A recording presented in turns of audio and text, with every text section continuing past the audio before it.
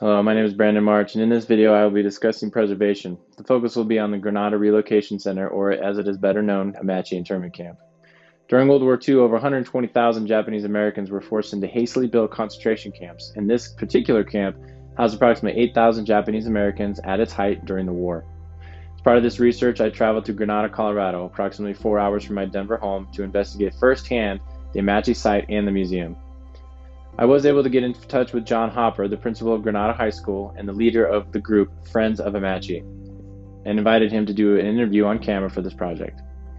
John has been the driving force behind the restoration, preservation, and education of the Amache site and museum for the last 26 years. It is due to his efforts and the efforts of his students that Amache is remembered and currently being considered for national park status. Although John declined to be on camera, I was able to sit down with him and discuss the important work he and his students have accomplished. With permission, I did record the conversation. However, the 1 hour and 45-minute meeting is a little long to add onto this video, but I will share out its highlights. When asked about his importance in the project, John states that he doesn't think he is that important. He believes it is the people and the students that are the most important aspects of the project. They are the ones who will carry it on. John grew up in the area, and his mother worked with someone who was an internee at Amache, exposing him at an early age to the existence of forced confinement. The work focusing on Amache all started because he wanted to do a living history of the site. He started with a list of addresses provided by a former internee and sent out questionnaires. Back when he started, there was not a good relationship between Grenada residents and the former internees and their families. However, in time, the mail out paid off, and he was suddenly inundated with information and artifacts. John discussed the Amache Museum and states that the students run the museum and day-to-day operations during the summer and by appointment the rest of the year. The entire collection started due to many Amache internees passing away and their families sending in their belongings relating to their time at Amache. John started by storing these items at the school and starting a small museum at the high school in an outbuilding that was unused at the time. The model in front of the museum today was made by high school students and their first museum. The town donated buildings and space until they arrived at their current location in an abandoned bank. They also have a research center where they sort and research items and artifacts that are donated by Amache internees and their families before they're put on display. When asked if students have to be recruited for this project, he simply said no. Students are eager to volunteer and come running to support the cause. They travel to all the surrounding states as well as to Japan to spread the word and teach about these camps, as well as experience the Japanese culture firsthand. Students also use these volunteer hours on their resumes, and many of John's past students are successful business entrepreneurs, and one is currently at Harvard set to graduate. But according to John, the most important aspect is being part of living history of Amache, and not letting the memory or lessons of this camp die. His students are self-driven and problem solvers who love research and must be able to organize and present their own crafted presentations. When asked about the challenges that they face, he says that one of the main challenges is people who have only read books that are in the defense of internment and believe it was for the good of the Japanese Americans. People also believe that it is just the times. John and his students push back to that by asking, well, does that make it right?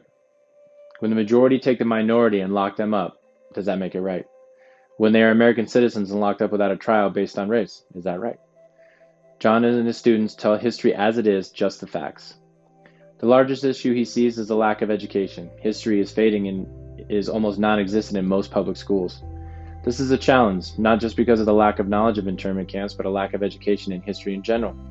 He says that people believe everything they read and everything they hear, no matter how unreliable the source. People tend to downplay the history by saying that it wasn't that bad. These are the challenges that he and his students face every day in order to keep the memory of Amache alive. Those that were involved and affected by these concentration camps are at the forefront of keeping the memory alive. Curriculums on the West Coast carry these lessons, but in this particular area, outside of the West, it is all but forgotten. You have to have a curriculum of history, he says. People have no idea of their local history. John says that the cause to keep up the memory of Amache is well-funded venture because the descendants of those interned do not want the memory to fade, and they donate without solicitation or request. The drive to bring the site to a national park brings federal funding and park rangers to the site, and he says there is maintenance that is needed, such as repainting the water tower that is too dangerous for high school students to undertake. John says he needs professional and certified labor to help maintain various aspects of the site, and becoming a national park with federal funding would provide that. When asked about the importance of preserving the site, John says he believes that all objects have a story, and it's the story of the person behind the objects that bring importance to it. From a public standpoint, something like this has to stay active in the forefront of people's minds. It isn't impossible for the world to get off track again. And if the youth teach these stories to others and show how wrong these decisions were, then the lessons could be remembered, and things like this won't happen again. From a history standpoint, it needs to be taught in every class. When asked about local support, he says that local communities won't let the memory fade, but it takes the work of the locals and the students to spread the word. It will not be taught broadly in schools, so it must be taught by locals and students who spread the word to everyone, everywhere. The long-term goal of Amache is to rebuild one entire block. That includes the mess hall, communal bathrooms, and all barracks buildings, of which total 12 per block. This will include an interactive section for visitors to get a truly authentic feel of how life at camp was. When asked about the title concentration camp versus internment camp, he says that they are concentration camps. Even though John and many others know and believe that the true name of these sites are concentration camps, they are not associated with the death camps of Germany. There is an assumption among people that the title concentration camp was coined only for the death camps in Germany.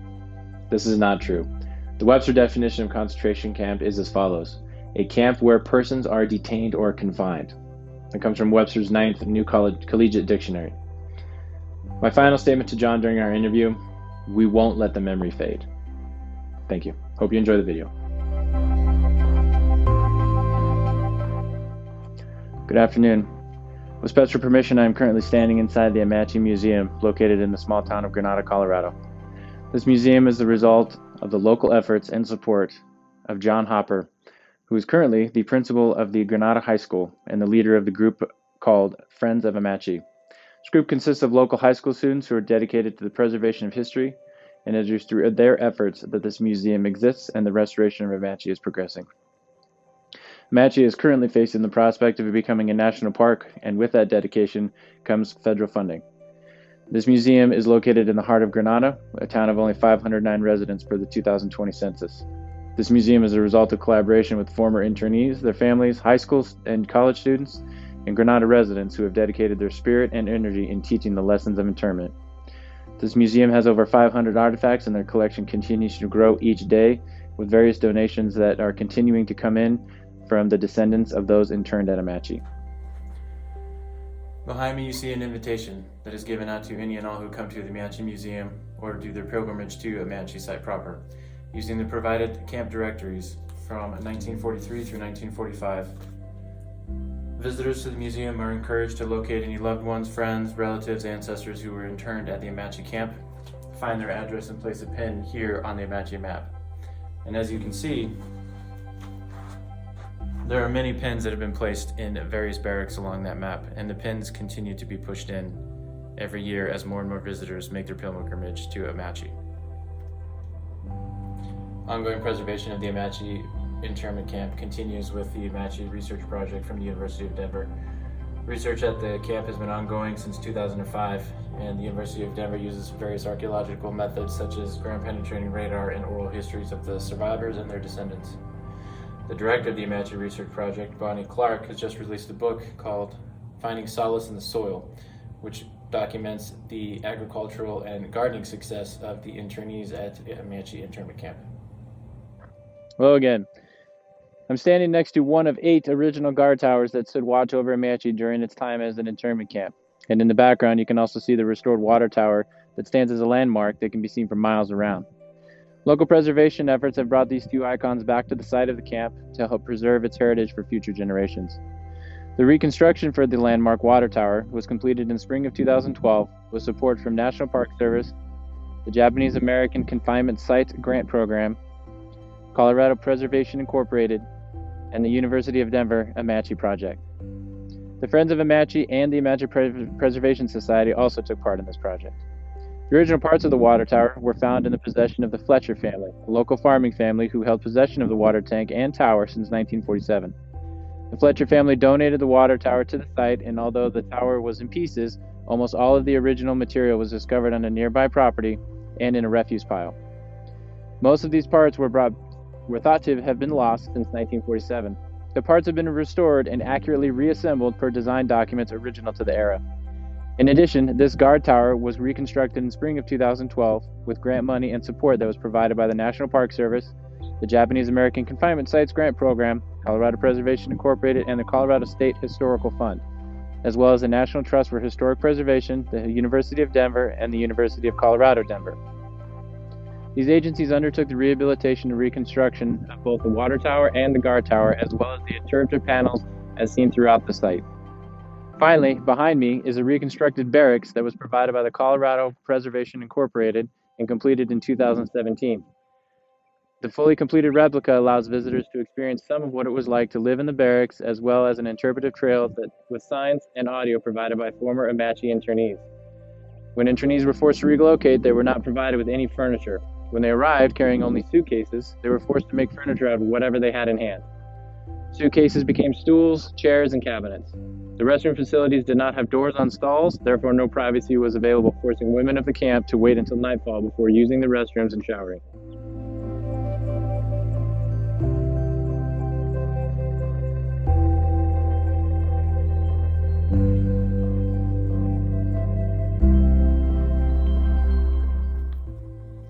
Standing at the side of the Amache High School.